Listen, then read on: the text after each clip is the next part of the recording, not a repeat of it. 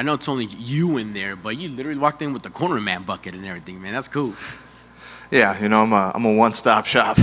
Wrap my hands, corner myself, finish the fight, all that. Speaking of finishing the fights, wow. You have a fighter moving up, new coat of paint, going from 70 to 85, but they put him up against a veteran who can finish people, and man, that's what happened. Yeah, I mean, hats off to Brian. He's a veteran too. We have silver UFC records. I think we both, if you look at who we fought, it's like we've lost to some guys that are tough, and then we beat a lot of tough guys that we probably shouldn't have. You know what I mean? So, and I knew that could have been way tougher than that. So I'm glad I stuck to the game plan and got him out of there. I know you're not just happy, but you have to be thrilled with the performance that you just broke him down. Explain to me what you guys saw on tape that you just honestly made it look so easy. No disrespect to Brian, but you really just showed out tonight. Yeah, I mean, for sure, I'm not going to act like the size doesn't help me. Like you said, he's moving up from 70. And I'm, not even the biggest 85er, so it was nice to, be bigger than someone for once. But, again, I used my length. I pressured. And the big thing was getting the clean takedown and make sure I get his back flat to the mat. He did work up a couple times. Like I've been saying, since the fight got booked, he is really good at that. But it's just fighting smart, being patient, win the small battles that I need to win. And don't rush for the finish, because I've seen him, fight a lot of good guys and get out of bad spots because they run for the finish too quick. So it was more just get the position, control the wrist a lot, and then, for the rear naked, he doesn't have much of a neck, and he's tough anyway, so I knew I wasn't going to get a clean bite on it. So it was like, as long as I can get my arm around his head, below his nose, and I can lock my arms, I know I can finish. Oh, no question, man. It was a beautiful finish, by the way. Classic. That's all you. And fighters talked about it. This card alone, Mike Davis being patient with his finish, the very first fight of the night, Chad being patient, smart pressure, he called it. That has to be part of your longevity in the sport, right? To where you could say, you know what, I'm gonna do my thing. And we know you make it tough, you make it dramatic, and you get guys out of there in rounds 2 or 3. That's so you right there tonight. Yeah, I mean, I know you couldn't tell by how young and fresh I look, but I'm kind of old for MMA, and I have probably more fights than most guys that are active right now. So, I think that's part of my longevity is trying to fight smart, fight efficiently. Knock on wood, I've never taken too much bad damage from a fight, and I plan to keep it that way because, like in boxing, they say it's about hitting and not getting hit. In MMA, it's about finishing the other guy and not getting your ass kicked. So if I can keep doing that, I think I'll have a long, healthy career. Absolutely, man. Let's keep them coming. How soon do we get you back in there? You're not the call-out kind of guy, but any names interest you? How soon do we get you back in here, and what names? Who says, you know what, let me match up with this guy. That'll be a fun one. Honestly, the middleweight division is in such a weird spot right now. I have no idea. There's some new guys. A lot of them are getting matched up. A lot of the top guys, not that I would fight them, but they're all in a weird spot too. So to give you an honest answer, I'd have to look at the roster and see what would even make sense. But timeline-wise, I definitely want to fight 3 times this year, minimum, maybe 4. My sister-in-law is getting married in September, so if I could fight July, August, or maybe even June, and then I can fight again after that, that would be ideal. But we'll see what the UFC has to say. Are you obviously? Are you part of the wedding? Are you in the? I'll be there. My little guy, he's going to be the ring bearer, so someone's got to wrangle him. You know what I mean? That is so awesome, man. People are going to love that on the social media. Well, congrats on the win. You look fantastic, and can't wait to see you 3, 4, 5 times in there. Yeah, thanks. Appreciate it, man. Thank you, sir. Gerald, man, congrats on the win. A pretty important one, big one. I don't know if you know, but you tied Anderson Silva's record in the middleweight division for most finishes as a middleweight. I mean, what does that mean to you, man?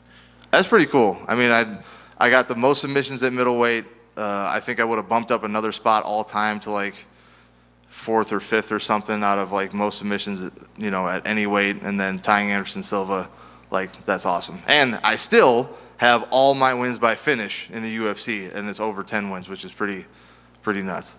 Yeah, I mean, I was going to ask you about that. Is that something you take pride in, man? I mean, your whole career, 53 fights, only, 7 decisions? Kill or be killed with you, man. Pretty much, yeah. If you watch my fights, that's generally how it goes. And, it's not just submissions. This is probably one of the few times that I went out there and like straight grappled somebody and put them in a bad spot and choked them, because usually it's we get in a stand-up battle, or I punch them in the face a lot first, and then it makes choking them a lot easier. Right. Has there been a most satisfying win, man? I mean, the last one's always the most satisfying. I mean, that was definitely a good one. One of the few times that I came out and I was the favorite, like on everything, like almost always I'm the underdog. So I was like actually kind of surprised I was the favorite. I was in the red corner, all that stuff. And I fought like, all that stuff was accurate. So I'm very happy with that. Why do you think that is, the underdog status following you around? I don't know. I don't know. Maybe I'm too slow or something. I have no idea. I don't know. Maybe now that I have a mustache, I'll change it a little bit, huh? Maybe that was usually helps. Yeah. And last thing for me, man. I mean, you mentioned the middleweight division's weirdness. I want to get your thoughts on Bo Nickel and Brundage on the UFC 300 main card. People have been making a big thing about that. Any thoughts or anything?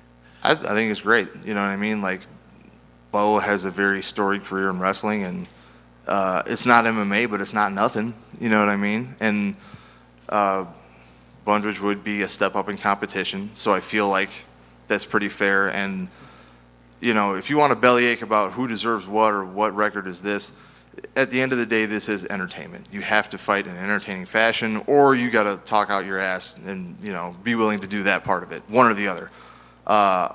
Whether anyone likes it or not, Bo Nickel's got a lot of hype. It makes sense to put him on UFC 300, and I don't really see a problem with it.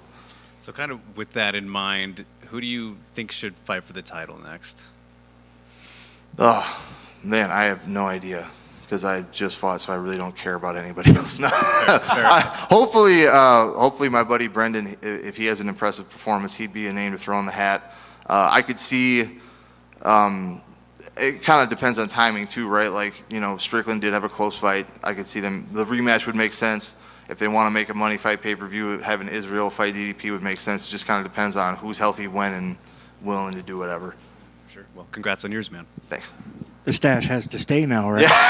Yeah. Now I got to keep it.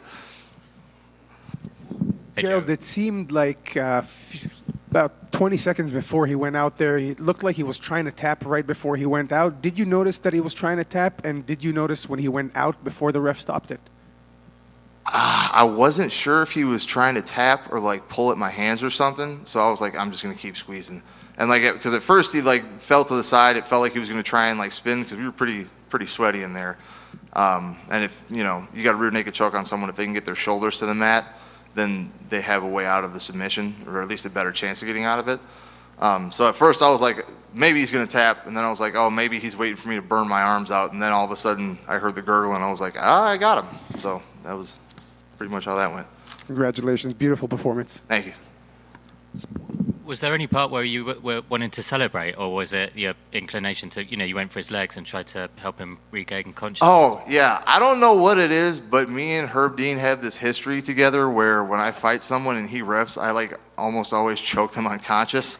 So like at this point, I just expect him to go check on him. Like, let me pull his legs up to get the blood back to his brain, because when I let go, I didn't realize how, like, he probably was out for a hot second, and I had that locked in pretty tight. So when I saw him shaking, I was like, oh, geez, man, like, let me, help you out a little bit here. Can you make any requests of the UFC that Herb Dean ref? Oh, yeah, every time I'm going to be like, hey, give me that guy. Every time. Congrats on the win. Thank you. Just combine Herb with that mustache. That's a winning formula. Appreciate you guys. Thank you, sir.